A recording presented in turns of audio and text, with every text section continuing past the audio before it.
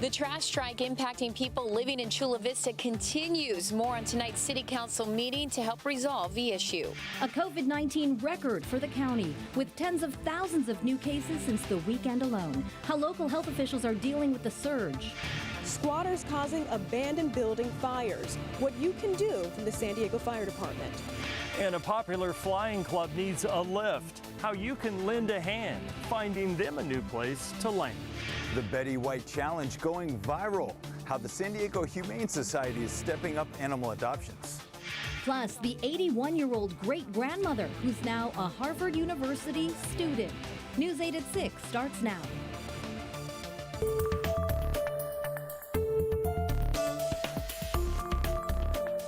The ongoing sanitation workers strike impacting several parts of the county is taking center stage at tonight's Chula Vista City Council meeting. Good evening and thank you for joining us. I'm Carlo Cicchetto. I'm Marcella Lee. That meeting started just about an hour ago. Chula Vista's mayor has invited both sides to speak to explain why the strike has gone on for so long. Hundreds of our public services workers have been on strike for about a month now, asking for better pay, benefits, and working conditions, including new, safer garbage trucks. CBS 8's Shannon Handy joins us live from Chula Vista with details on what's happened tonight so far. Shannon.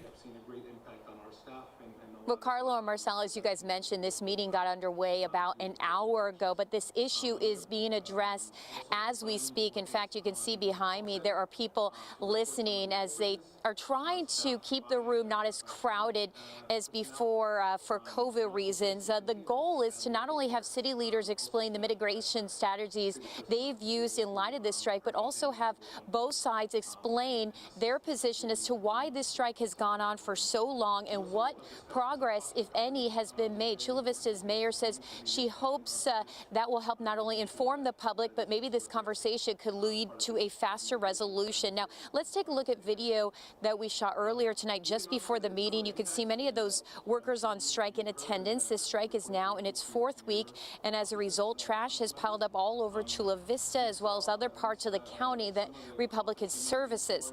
The workers are demanding better pay, safer working conditions, and new and improved trash trucks. In terms of pay, most of the workers make just under $25 an hour. They're asking for $2 more this next year and then $1 after that until they get to just under $30 by 2025, similar to what sanitation workers in nearby Orange County and Los Angeles make. Now, Republic did make an offer last week, but it did not meet the workers' requests and was rejected. I spoke with a union member, represented the workers on strike before tonight's meeting. Here's what he had to say. Our members are ready to go back to work at a moment's notice. We just need to get the vote done and get back to work. You know, they want to clean the city. They're members of the community as well, not just because they work here, but they actually live here and do business here, you know. So when it comes down to it, they see the trash, their trash is piled up as well. So it's not like we're not suffering through the process as well. And trash pickup did resume yesterday for some households as the company brought in workers from outside to help as their other workers are on strike. Now, you can watch tonight's meeting online. We have it streaming on our website. Just go to cbs8.com. And Shannon, we saw that trash pickup did resume at least partially yesterday. Are things improving in Chula Vista at this point?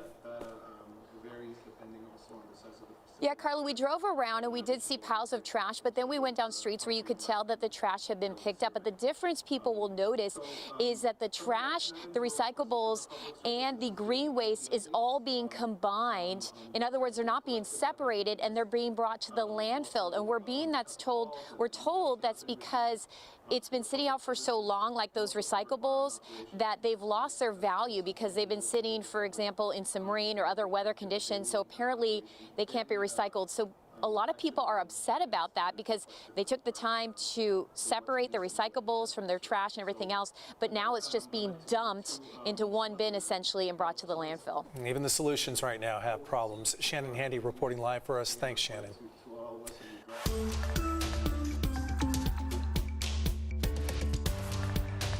San Diego Public Health Officer Dr. Wilma Wooten briefed the County Board of Supervisors today on the weekend's record-breaking COVID case numbers. Wooten says cases in San Diego are rising at a pace we've never seen before and warns that we haven't reached the peak in this surge yet, with hospitalizations still projected to rise.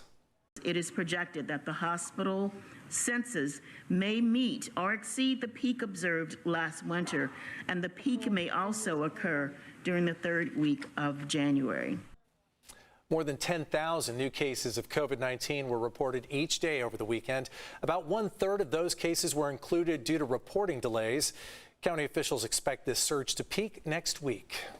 As COVID cases and hospitalizations surge, lawmakers had some tough words today for federal health officials on the front lines. As Michael George reports, they were grilled by senators about everything from record cases to the limited supply of home tests on the market. With COVID hospitalizations at an all-time high in the U.S., senators pressed federal health officials on what they're doing to control the virus. At times, it doesn't seem like anyone's in charge. It is a very wily virus. It has fooled everybody all the time, from the time it first came in to Delta to now Omicron. Very unpredictable, and we're doing the best we possibly can. Health officials responded to criticism that COVID tests are in short supply. We're continuing to bring tests to the American people. As a result, the president has announced, and we're in the process of procuring the 500 million tests, which every American household will be able to order and have shipped directly to their house.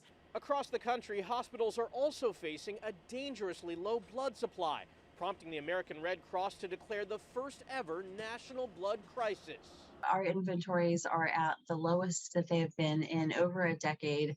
Red Cross Medical Director Dr. Baya Lasky says COVID is preventing many people from donating, and there are fewer blood drives for those willing to donate. Are we at a point where doctors are having to make some difficult decisions because of the limited supply? They are having to decide how that blood will be used and what is most immediate need, and sometimes that's a tough call. And in Chicago, a 14-year-old has joined the battle against COVID. Eli Kustin built a computer program to search online for home tests, helping visitors to his website find available tests and have them shipped directly to their home. Michael George, CBS News, New York.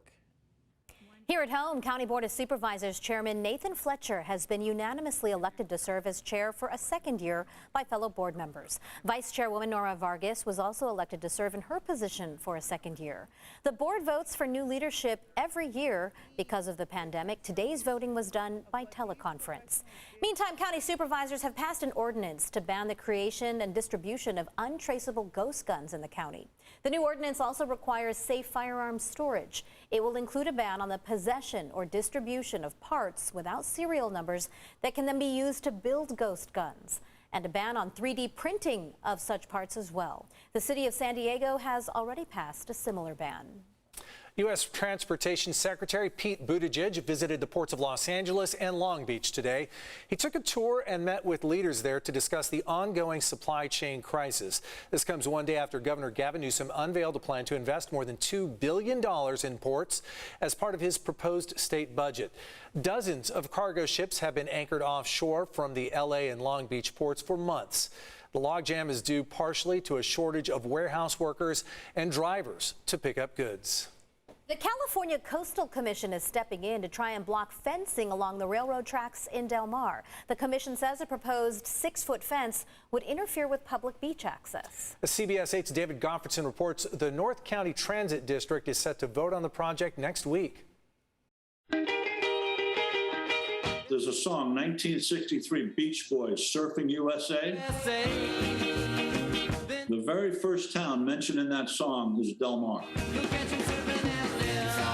So that is part of the culture of this town. It's part of the culture of San Diego County. Crossing the railroad tracks to go surfing may be illegal, but everybody does it anyway.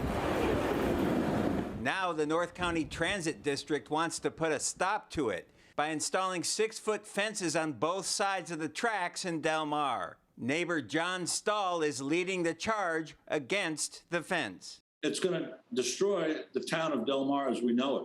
If there's a 6-foot fence in front of the people and on the other side of the tracks, tourism is going to get killed in Del Mar. North County Transit says it's a safety issue. 4 people have died illegally crossing the tracks since 2016, and the transit district has been sued by the families of the victims. The nearby residents who launched a website, delmarbluff.com, say they would agree to a short section of fence where most of the fatal accidents occur, but they say there are other solutions that would make the tracks safer. Better signage, better flashing lights, slow the trains down. Do the trains need to go through here at 55 miles an hour? Now the Coastal Commission is weighing in, writing in a letter last week, quote, fencing projects collectively have the potential to result in significant adverse impacts to coastal access and recreation. The commission wants both fencing and cliff stabilization studied together to find a comprehensive solution. I think it's a regional asset and a national treasure, and we want to keep this beach access available for future generations to enjoy as we have for the last 100 years. Now, late this afternoon, North County Transit District emailed News 8 a statement saying it has advanced numerous compromise proposals, but unfortunately, quote, neither the Coastal Commission nor the City of Del Mar have acted in good faith to achieve a compromise that is reasonable. Now, the North County Transit Board is set to vote on this plan on Thursday of next week. And David, even though you say this vote is going to take place next week, there's still a long road ahead. There is a long road ahead. The North County Transit District believes that they can simply bypass the Coastal Commission and the City of Del Mar, and they have filed a petition with a Washington, D.C. agency to do just that. So there is a long legal battle ahead. Okay, we'll have to see how the details flesh out. Thanks so much, David, and dressing the part over with your Hawaiian shirt. See you soon.